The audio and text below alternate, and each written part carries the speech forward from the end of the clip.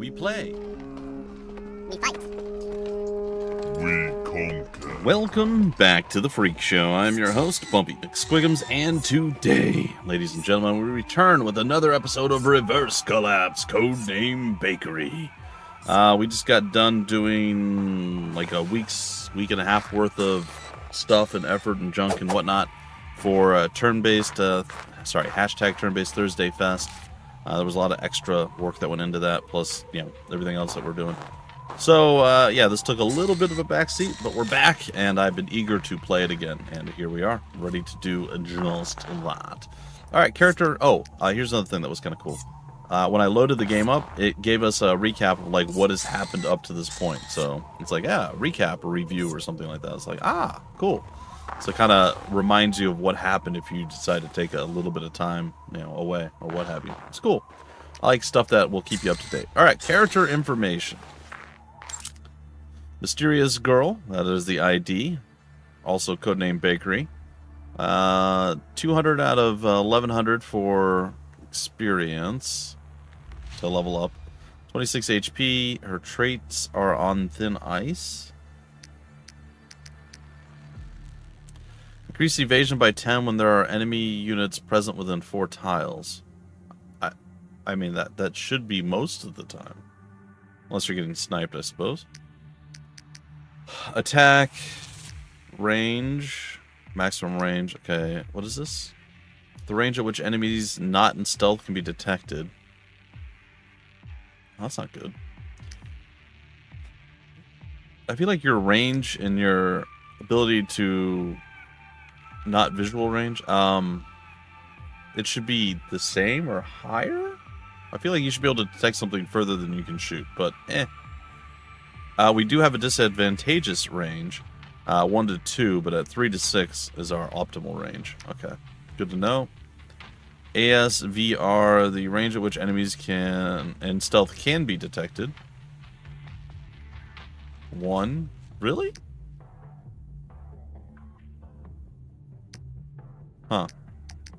Okay, our accuracy is pretty high. Our evasion's medium. Probability of critical hits 10%, and the damage is 140. It all makes sense. And of course, we got Mendo. What is his obsession? Upon taking lethal damage, does not enter critical condition, but instead recovers to full HP. Oh, well, that's useful. I like that a lot. Okay. We could change the outfits, because we did get a whole bunch, because the developer and publisher were kind enough to send the deluxe edition code our way that actually had a whole bunch of cool outfits and things. So we can definitely change that up. She does not look very warm, necessarily. I mean, definitely her lower extremities are a little bit cold. And she's barefoot, so that's probably not great for her. Now, the code itself looks pretty warm. The unit's outfit can be changed in the character details during the preparation phase. After changing the unit's clothing, both the portrait in the character details and the appearance of battles will be updated accordingly. Oh, that's neat. Alright, we could be Operation Garb, or we could be like, hey, we cool, man. I think we'll do it. I think we're going to go with the evening suit. I like it.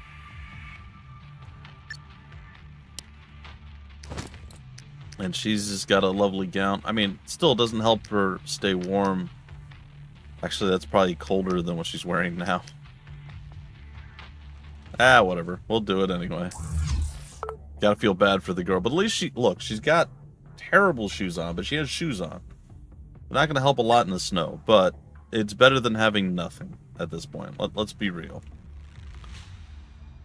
Alright, so that's done. We got item preparation. Backpack and storage. The items in the backpack can be used in battle. The order of the items in the backpack, the battle backpack, is the same with the order during preparation.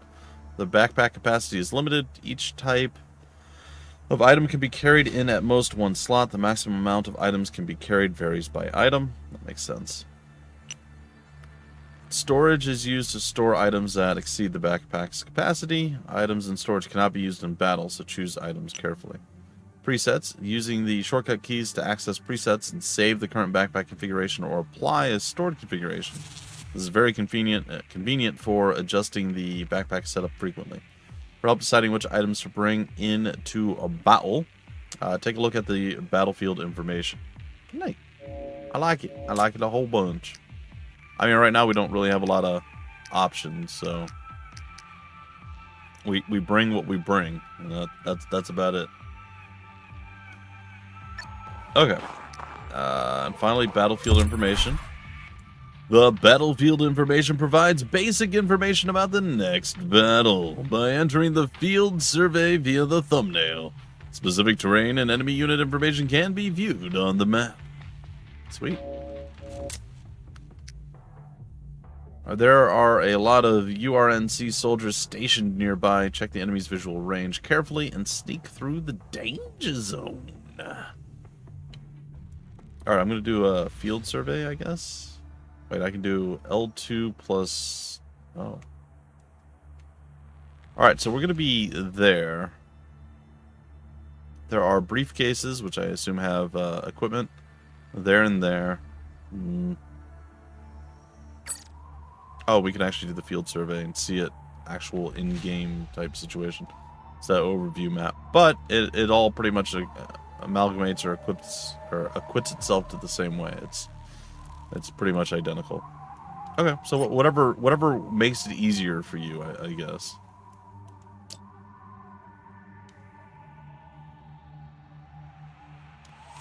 Are we just like in the... Okay. I'm like, are we just like in the battle all of a sudden? I was getting a little worried there. Alright, I guess we did our preparation H. Let's get it. We didn't do that. That's not a thing. Sneaking through the snow. December. That was way too quick. No human could have read that, probably. The heavy snow has almost completely obscured our visibility. We should proceed with caution. True. Isn't your informant supposed to be really resourceful? Why not have him divert the garrison away from this area? Yeah, I'll get in touch with him. Crane, do you copy? Yes, what is it? There are troops stationed at the village between us and the bridge. Can you divert them? If I do that, you'll soon be talking to our military police. Then what do you suggest? Our military operations strictly follow standard operating protocols. Small ordinary villages in the Oh, he'd be talking to him, sorry. Small ordinary villages in the forest like this one are typically managed by a team of 18 personnel. Wow. The key is to confirm each soldier's position and visual range. Utilize their blind spots for cover. Speaking of cover, the forest is an excellent choice as long as you don't alert the garrison. On the other hand, there will definitely be scouts among the garrison who will be occupying high vantage points. Their visibility expands when they are at elevated positions. Please keep that in mind. Is there a regular patrol route for the garrison? Fortunately, the soldiers in that area have completed their patrol and have started to stand guard in their current position. Take advantage of this opportunity and act quickly. Got it. I'll contact you later once we're safe. Somewhere safe. Oh, by the way, I won't answer the call directly next time. I'll contact you when it's convenient. I don't want to blow my cover because of a rookie mistake. It's not worth throwing my life away when I still haven't collected the remaining payment. I understand. Ow, that was really loud. Seems we can't rely on him going forward. Just scout the area with the intel we've got. 1, 2, 3, 4, 5, 6, 7, 8, 9, 10, 11, 12, 13, 14, 15, 16. Man's intel is still valuable. There are no signs of enemy activity for now. Thanks to the campfires they built to keep warm, I've noticed a safe route through the village. Let's advance to the target location without alerting the URNC. Really? Within 10 turns, allied units are not exposed. Pick up all supplies.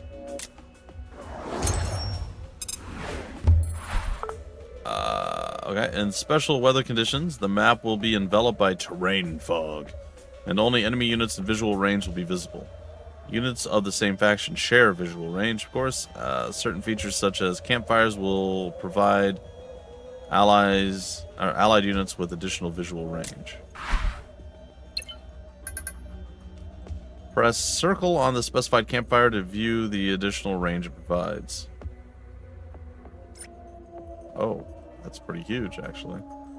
All enemy positions are now exposed in our line of sight. There are several soldiers blocking the main road to the south. We need to take a detour to the east.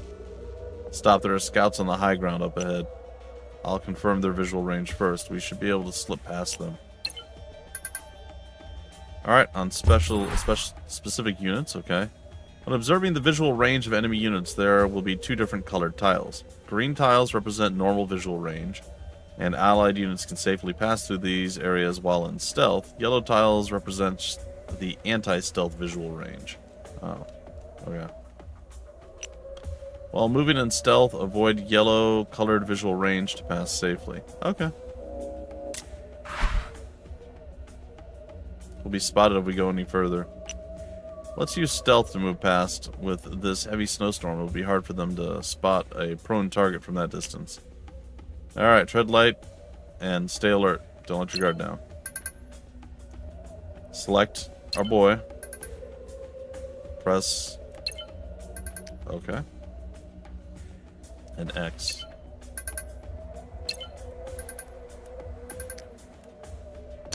Okay. Move the corresponding specified position.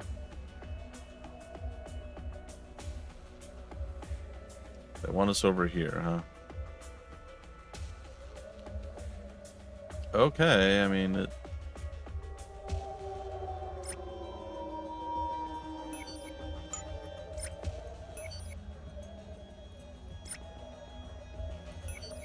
Okay, so can we get to this tree? No. Well, then how are we going to get past that?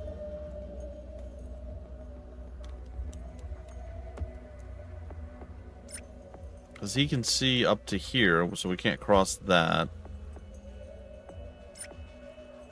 This guy can see to here. I don't know how we get past this. Do we go around the side over here? This doesn't make any sense. Oh. They have stubby vision here.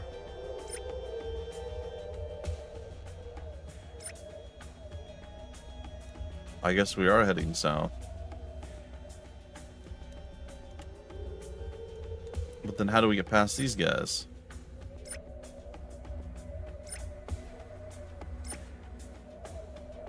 I don't understand. Well, they want me to move here.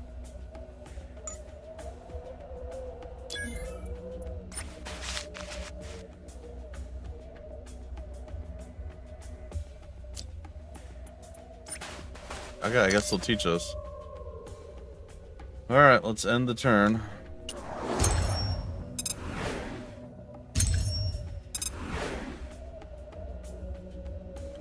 What's with the huge task force? Who are they trying to capture? I heard that the frontline units have already captured whoever they wanted. Maybe we don't have to get involved. So we came here for nothing? Well, might as well... Or might not be such a bad thing. There are enemies on both sides of the road up ahead. They won't spot us for now while we're in stealth. We can safely observe the enemy's visual range for now. Yeah, I know. Yep. Special... Oh. Okay, hold on. Special terrain such as forests, buildings, and ruins provide concealment to units within them. Such terrain will display a special concealment marker. Okay. When checking the visual range. In concealment, units can only be detected by adjacent enemies within the visual range of each unit's adjacent position. It is represented by striped yellow tiles. Okay. Well, there you go. That's our answer. Although their visual range covers the road ahead, and the complex forest terrain can work to our advantage. The forest ahead is dense, and it's a great place to take cover. Let's go there and stay low for a bit.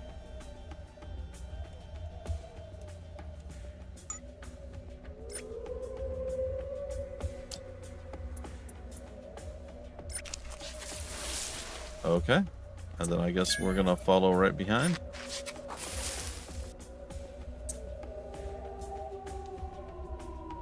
Oh dear, this is I didn't actually notice the forest thing. What? Our troops were attacked. Uh-oh. Burley, come with me. The frontline search party may be in trouble. We need to reinforce them immediately. The rest of you, keep your eyes peeled. Don't let the target slip through this area when I'm gone.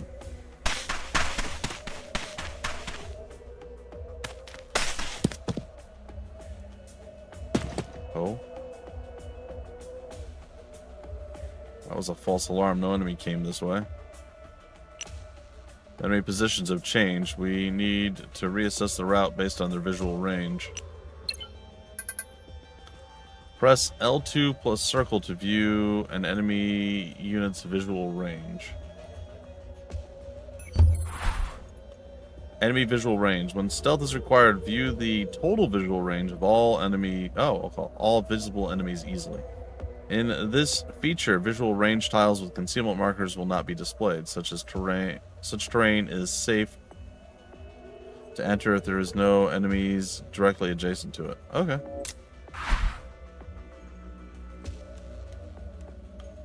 So, according to this, somehow this guy is blind as a bat. I don't understand, but we can crawl right to there.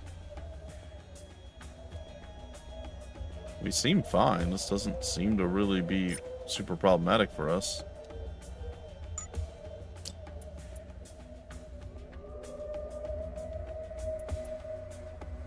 Right? Yeah, no, we can definitely move there.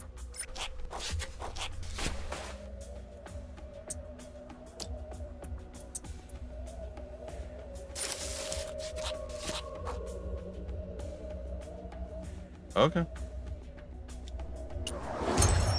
We're just laying down, hanging out. Getting our tux very moist and snowy.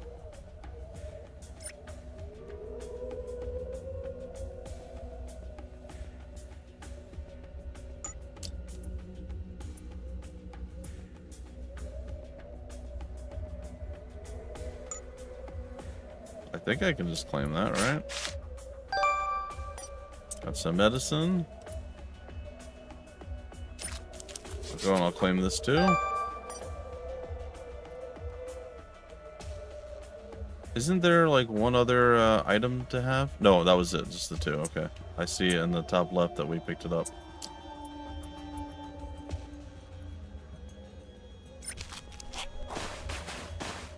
Well, this is actually pretty cool that we can use stealth to this effect. That's not going to work super well with like patrolling enemies, but in our current context, this is actually pretty great.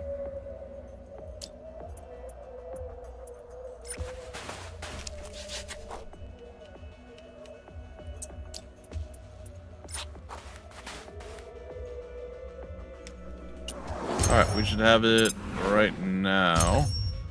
Round 6.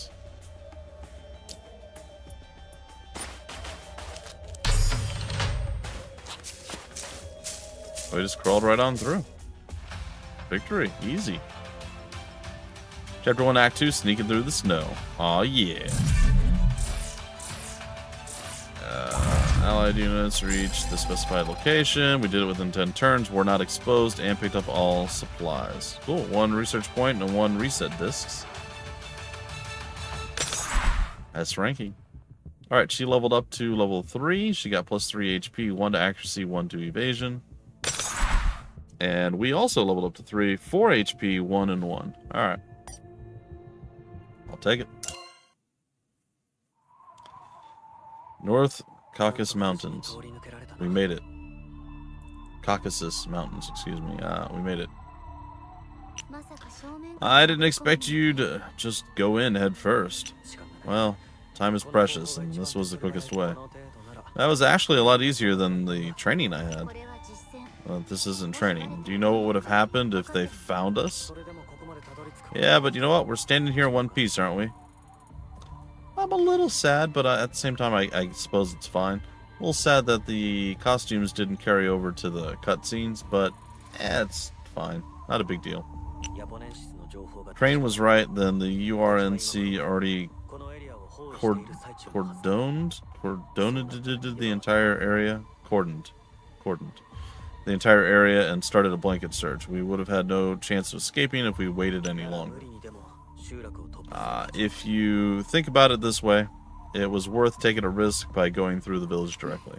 Yeah, I'll admit you're right, but it was still a terrible idea. So what do we do now? We're not far from the bridge. Once we're out of their encirclement, I can handle the rest. I just hope you won't get shot full of holes before you can handle the rest. Let's go, we should make haste. 10 minutes later. If we keep going in this direction, we'll soon reach the eastern valley. The bridge should come into view after a bit more walking. Enemy forces are indeed quite sparse over here. Intel given by your informant is accurate. I told you, he's one of our most experienced informants. I'll definitely get you out of here. Alright, go easy on your bravado for now.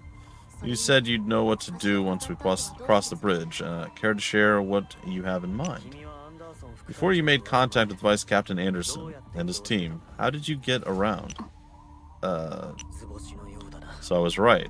Like our field agents, you hitched rides on Global Rescue Foundation's refugee transport. You're right, that is what I've been doing. But how could there be any refugee transports in this kind of place? Well, a few humanitarian organizations are sponsored by MID, so they often do us some favors in return. I'm guessing Anderson found you because he noticed you'd been traveling via these transports? So the AU Intelligence Department has influence within international third-party organizations. I certainly didn't expect that. It's just for the sake of protecting our compatriots. Most of the operations in these treacherous regions are done by dolls. We just borrow their eyes. Keyword dolls are unlocked. Okay. I can view keywords. Alright, hold on. Dolls. Dolls are robots which closely resemble humans in appearance and which possess advanced AI capabilities. They are capable of performing daily tasks and rendering simple combat assistance. They are also known as autonomous dolls, ADOLs, and entered experimental trials in 2033. IOP rolled out the first generation of tactical dolls, T-dolls, in 2054. In 2092, the vast majority of dolls have been upgraded to 6th generation doll technology featuring carbon-based biomimetic epidermal coverings, carbon fiber skeletons, and 5th generation neural cloud system running on the 4th generation of the Xenir protocol in a self-evolved tree-shaped network AI configuration. And the neural cloud, also known as the neural cloud system, it refers to a form of data backup technology used by autonomous dolls. In 2057, the research institution 16 Lab was founded. Its funding came from IOP, and it was nominally affiliated with 42 Lab. During the same year, 42 Lab launched Project Neural Cloud, which was intended to devise a cloud-based backup system for ADOL's neural cloud data, thus ensuring said data could be preserved even after suffering damage to the doll's structural frame.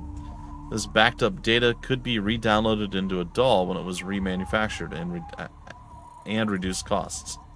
Neural cloud technology was successfully developed by the end of 2060.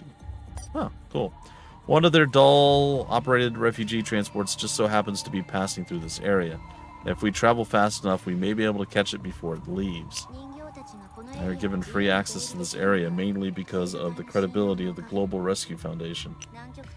If the URNC ever finds out about them colluding with the Antarctic Union, you know the consequences. If there were a better solution, I wouldn't want to get them involved either. I just need them to transport us out of immediate danger, and then we'll go the rest of the way on our own to the nearest safe house. We'll find sufficient supplies there as well as an encrypted comms system, which we can use to make contact with TASA. We can evacuate to safety this way. TASA? Well, as long as we can regroup with our paratroopers, it doesn't matter how big a force the URNC sends our way. Looks like Kampfi is keeping up his end of the bargain. And who'd that be? Colonel Kampfi Campbell. Good old Campbell. Is the commander of the TASA Aerial Assault Unit, an elite division under the Special Operations Command of the Antarctic Union. Kampfi has a close relationship with Captain Carl Mindefeld and Professor Philip Martin. After Philip's disappearance, he adopted his son Mendo. It's my pops. That kind of military strength. How are you going to contact the refugee transport? I've memorized their route and schedule. We can still make it. The original plan was to drive to the safe house once bakery was delivered. It's probably already past the agreed time. I just hope Tassa is still waiting for us at the rendezvous point. What if they aren't? Then we'll have to go to the prearranged evacuation point on our own. That doesn't sound good at all. Well, before we set off, let me take stock of the supplies we have. That's a miniaturized material shuttle on your shoulder, isn't it? Can't you just reverse collapse more supplies? How do you know so much about this thing? It's meant to be confidential. Do not use it in the presence of unauthorized individuals. Yeah, don't bother. Anderson has used it in my presence many times. That rascal. Actually, it's not that I don't want to use the material shuttle, it's just that due to the signal interference, this machine can't connect to the transfer port of the relay station. A disconnected shuttle can't reverse collapse anything. So this is affected too. What about rematerialization? Can you synthesize objects with a material shuttle?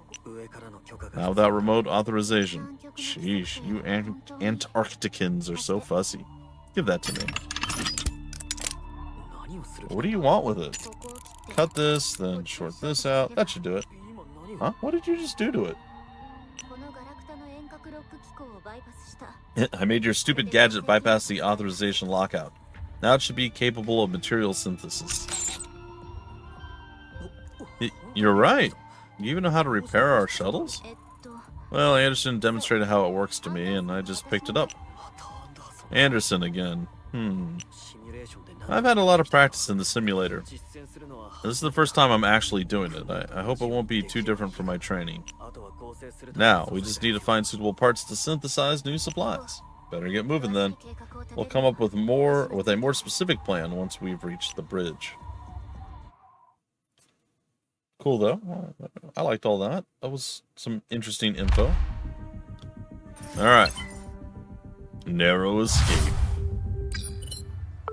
The item modification function has been unlocked in item preparation. Alright. Trip mine. Okay, cool. Item modification now not only makes items more powerful, but also improves important attributes such as carrying capacity and effective range. As the game progresses, more items will become modifiable. Excuse me. Item modification costs a certain amount of research points and must meet a certain tech level requirement. Consuming research points can increase the tech level and further unlock more modifications for items. Research points can be obtained by completing battles. Makes sense? And item production. During the preparation phase, parts can be used to produce basic items. Produced items that exceed the backpack capacity will be stored directly in storage. Parts are mainly obtained by completing battles, and sometimes they can be obtained at supply points during battles. Additionally, parts can be obtained by disassembling unwanted items in the backpack and storage. Some items cannot be disassembled. Items cannot be produced during battles. Yeah, no, that makes sense. Alright, guys and gals, ladies and gents, that's going to do it for this next episode, or this current episode, I suppose. Next episode, we will take to the next battlefield, and we'll do another big old fight there. We'll probably do some item synthesis and so on and so forth before we begin the next fight, but that's what's on the docket. Don't forget, eagle-eyed viewers, keep your eyes open for the next few episodes, and there will be a code dropped in one of them. Might have even been this one, but probably not. But it might have been. You don't know. Or you might know. Who knows? Everybody knows. Nobody knows. I know. Anyway, so keep your eyes open and look for another code drop. A big shout out and thank you to XD once again for providing the codes for the giveaway and providing the code for me to play the game. It is truly appreciated, and I am very, very grateful. That all being said, let's not go for so long without another episode, shall we? All right, till the very next one, I have been your host, Bumpy McSquigums. Thank you so much for stopping by the Freak Show. We play, we fight, we conquer.